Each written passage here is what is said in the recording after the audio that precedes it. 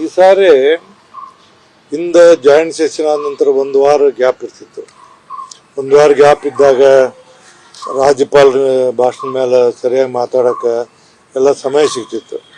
ಈಗೇನು ಸಮಯ ಸಿಗೋದಿಲ್ಲ. ಈಗ 12 ಹೋಗಿಬಿಡ್ತಿ, 13, 14, 15 3 ದಿವಸ 16 ಬಜೆಟ್ 3 ದಿವಸ ಎಷ್ಟು ಮಂದಿ ಮಾತಾಡ್ತಿದ್ರು. ನಾನು ಅದಕ್ಕೆ ಸದನವನ್ನು ಬೇಗ ಪ್ರಾರಂಭ ಮಾಡಿ ಲೇಟಾಗಿ ಮುಗಿಸ್ಬೇಕಂತೇಳಿ ಒಂದು ಇನ್ಸ್ಟ್ರಕ್ಷನ್ ಕೊಟ್ಟಿನಿ. ಅದಾದ ನಂತರ ಬಜೆಟ್ ಬರ್ತೈತಿ. 16ಕ್ಕೆ ಬಜೆಟ್ ಮಂಡಿಸ್ತಾರೋ, 17, 18, 10 ಸೂಟಿ, 19, 20, 21, 22 3-4 ದಿವಸ ಆದರೂ ಇದು ಮಾಡ್ತೀವಿ. ನಾವೆಲ್ಲ ಏನಂದ್ರೆ ಎಲ್ಲ ತಯಾರಿಯನ್ನು ಮಾಡಿ ಮತ್ತು ಈ ಸಿಟ್ಟಿಂಗ್ ಅರೇಂಜ್ಮೆಂಟ್ ಎಲ್ಲ ನೀನು ನೋಡಿ, ಎಲ್ಲ ಪ್ರತಿಯೊಬ್ಬರಿಗೂ ಯಾವುದೇ ರೀತಿಯಿಂದ ಅಡೆತಡೆ ಬರಲಾರ್ದಂಗೆ ಈ ಸರಿ ಅದು ಸ್ಕ್ರೀನ್ ಎಲ್ಲ ವ್ಯವಸ್ಥೆ ಮಾಡಿವಿ, TV ಸರಿ ಮಾಡಿಸಿವಿ, ಮತ್ತು ಆಸನಗಳು ಇವನ್ನೆಲ್ಲ ಎಲ್ಲ ದೃಷ್ಟಿನ ಮಾಡಿವಿ. ಇಷ್ಟೇ. ನಾನು ಈ ನಾಳೆ ಗವರ್ನರ್ ಅಡ್ರೆಸ್ ಮುಗಿದ ನಂತರ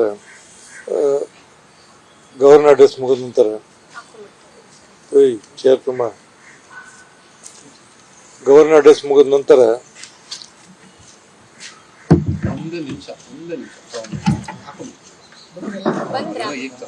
ಚೇರ್ ಹಾಕ್ಬಾರ ಇನ್ನಷ್ಟು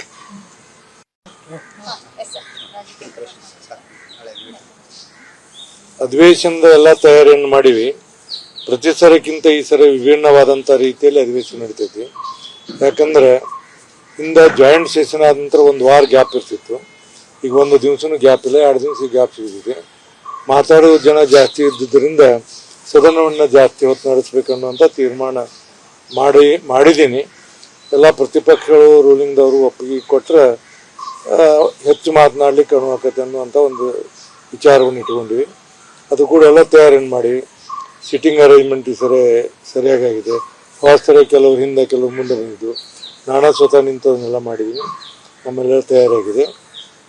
ಮತ್ತು ಬಜೆಟ್ ಬಂದ ನಂತರ 16 ತಾರೀಕು ಬಜೆಟ್ ಐತಿ, 17, 18 ಹಾಲಿಡೇ ಐತಿ. 16 ಹಾಲಿಡೇ ಇದ್ದಂಗೆ ನಮ್ಮಲ್ಲಿ ಬಜೆಟ್ ತಗೋತಾರೆ, ಮತ್ತು ಡಿಸ್ಟ್ರಿಬ್ಯೂಟ್ ಮಾಡೋದು ಹೋಗೋದು ಅಂತಾವಿಲ್ಲ. ಆಮೇಲೆ 19, 20, 21, 22 4 ದಿನ ಸಿಗ್ತಿದೆ, ಮಾಡ್ತೀವಿ. ಮತ್ತು ಕೆಲವೊಂದು ಬಿಲ್ ಅದಾವೆ, 2-3 ಬಿಲ್ ಅದಾವೆ. ಆ ಬಿಲ್ಗಳಿಂದ ಏನು ಮಾಡಿಲ್ಲ, ಬರ್ತಾವೆ ಬಿಲ್ಲು. ಆ ಬಿಲ್ಲನ್ನು ಪಾಸ್ ಮಾಡಬೇಕಾಗ್ತದೆ. ಒಟ್ಟಾರೆ ಎಲ್ಲರೂ ಚುನಾವಣೆ ಮೂಡ್ನಾಗ ಅದಾರ. ನಿಮ್ಗೆ ಹೇಳ್ಬೇಕಂದ್ರೆ ಈ ಕಡೆ ಭಾಳ ಲಕ್ಷ ಕಡಿಮೆ ಎಲ್ಲರದು, ಎಲ್ಲ ರಾಜಕೀಯ ಪಕ್ಷಗಳು. ಅದು ಸಹಿತ ಇದು ರಾಜ್ಯದ ಜನತೆ ಇದ್ದ ದೃಷ್ಟಿಯಿಂದ ಭಾಳ ಪ್ರಮುಖವಾದ ಇಶ್ಯೂ ಅದಾವೆ. ಬರಗಾಲ ಐತಿ, ಬೇರೆ ಅದಾವೆ, ಪಡಿತರ ಸರಿಯಾಗಿ ಸಿಗೋದಿಲ್ಲ ಅಂತಾರೆ. ಆಮೇಲೆ ಈ ವರ್ಗಾವಣೆಯಲ್ಲಿ ಭಾಳಷ್ಟು ಬೇಜಾರಾಗುವಂಥ ಕೆಲಸ ಇದಾವೆ. ಹಿಂಗೆಲ್ಲ ಅನೇಕ ಸಮಸ್ಯೆಗಳಿದಾವೆ. ಆ ಸಮಸ್ಯೆಗಳನ್ನು ಈ ಸರಿ ನಾನು ಹೇಳೀನಿ.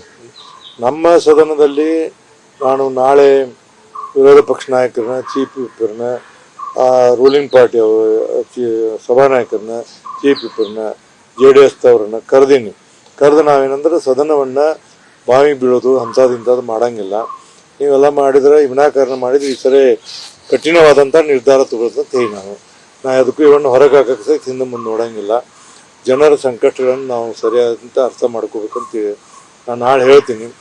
ರಾಜ್ಯಪಾಲರ ಭಾಷಣ ಮುಗಿದ ಕೂಡಲೇ ನಮ್ಮ ಹೌಸ್ ಮುಗಿದ ಕೂಡಲೇ ಅವ್ರನ್ನ ಕರೆದೀನಿ, ಮಾಡ್ತೀವಿ.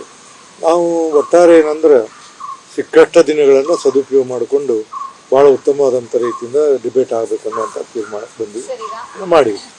ಒಂದ್ ಕಡೆ ಕಾಂಗ್ರೆಸ್ ಅನುದಾನ ವಿಚಾರವಾಗಿ ನಾವು ಸದನದಲ್ಲಿ ಹೋರಾಟ ಮಾಡ್ತೀವಿ ಅಂತ ಹೇಳ್ತಾ ಇದೆ. ಆ ಕಡೆ ಬಿಜೆಪಿ 40% ಕೆಂಪಣ್ಣ ಅವರ ಒಂದು ಇಶ್ಯೂ ಇಟ್ಕೊಂಡು ನಾವು ಸದನದಲ್ಲಿ ಹೋರಾಟ ಮಾಡ್ತೀವಿ ಅಂತ. ಪ್ರತಿ ಸಲನೂ ಗಲಾಟೆ ಆಗ್ತವೆ, ಸದನದ ಸಮಯ ಹಾಳಾಗುತ್ತೆ. ಈ ಬಾರಿನೂ ಕೂಡ ಓಪನ್ ಆಗಿ ಹೇಳ್ಕೊಂಡಿದ್ದಾರೆ, ನಾವು ಹೋರಾಟ ಮಾಡ್ತೀವಿ ಸದನದ ಒಳಗೆ ಹೊರಗಡೆ ಅನ್ನುವಂಥದ್ದು. ಈ ಬಾರಿನೂ ಹಂಗೆ ಆದ್ರೆ ಜನರು ದುಡ್ಡು ಹಾಳಾಗುತ್ತೆ, ಸಮಯ ಹಾಳಾಗುತ್ತೆ, ಸಮಸ್ಯೆಗಳಿಗೆ ಪರಿಹಾರ ಸಿಗುತ್ತೆ. ನಾವೊಂದು ಹೇಳ್ತೀನಮ್ಮ, ನನ್ನ ಜೀವನದ ಈ 44 ವರ್ಷ ಅನುಭವದಲ್ಲಿ ಹೋರಾಟವನ್ನು ಬಂದು ನೀವು ಧರ್ನಾ ಮಾಡಿದ ಹೋರಾಟ ಅಲ್ಲ. ಅದು ಸರ್ಕಾರ ಮಾಡುವಂಥ ತಪ್ಪುಗಳನ್ನು ಭಾಷಣ ಮಾಡಲಿ, ನಿಲ್ಲಲಿ, ಅವ್ರನ್ನ ಹಿಡ್ಕೊಂಡು ಮಾಡಲಿ. ಅದೇ ರೀತಿ ಏನು ರೂಲಿಂಗ್ ಪಕ್ಷದವರು ಅವ್ರೇನು ತಪ್ಪು ಮಾಡ್ಯಾರ ಆ ತಪ್ಪುಗಳನ್ನು ಹೇಳಿ. ನೀವು ಬಾವಿಯಲ್ಲಿ ಕೂತ್ಕೊಂಡು ಏನೂ ಆಗಿಲ್ಲ. ನಾ ಹೇಳ್ತೀನಿ ಸರಿ ಬಾವಿಗೆ ಮೇಲೆ ಕುಂತ್ರಂದ್ರೆ ನಾನು ನಿರ್ದಾಕ್ಷಿಣ್ಯವಾಗಿ ಕ್ರಮ ತಗೋತೀನಿ. ಮತ್ತು ಸದನವನ್ನು ನಾನು ಏನು ಮಾಡ್ತೇನೆ ಅಂದ್ರೆ ಜನರಿಗೆ ತಿಳಿವಾಗಿ ಬರಲಿ.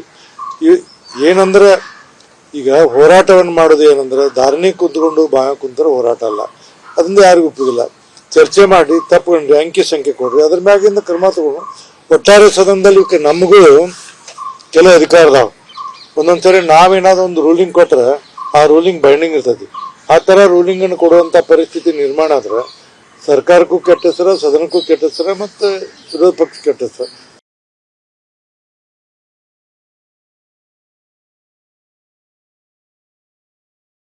ಸ್ಟಾಕ್ ಮಾರ್ಕೆಟ್ನಲ್ಲಿ ಹಣ ಗಳಿಸಬೇಕೆ? ಭಯ ಬಿಡಿ, ಹೂಡಿಕೆ ಮಾಡಿ.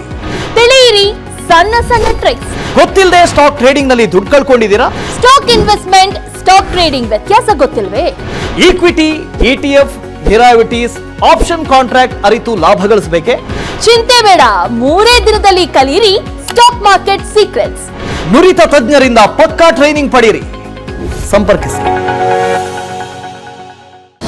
ಅನುಕ್ಷಣದ ಸುದ್ದಿಗಳಿಗಾಗಿ ವಿಸ್ತಾರ ನ್ಯೂಸ್ ಯೂಟ್ಯೂಬ್ ಚಾನೆಲ್ ಸಬ್ಸ್ಕ್ರೈಬ್ ಮಾಡಿ. ಹೊಸ ಸುದ್ದಿಗಳ ನೋಟಿಫಿಕೇಶನ್ಗಾಗಿ ಬೆಲ್ ಐಕಾನ್ ಕ್ಲಿಕ್ ಮಾಡಿ. ಲೇಟೆಸ್ಟ್ ಅಪ್ಡೇಟ್ಸ್ಗಾಗಿ www.vistaranews.com ವೆಬ್ಸೈಟ್ಗೆ ವಿಸಿಟ್ ಮಾಡಿ. ಅಂಗೈಯಲ್ಲೇ ಜಗತ್ತಿನ ಸುದ್ದಿ ತಿಳಿಯಲು ವಿಸ್ತಾರ ನ್ಯೂಸ್ ಕನ್ನಡ ಆಪ್ ಡೌನ್ಲೋಡ್ ಮಾಡಿ.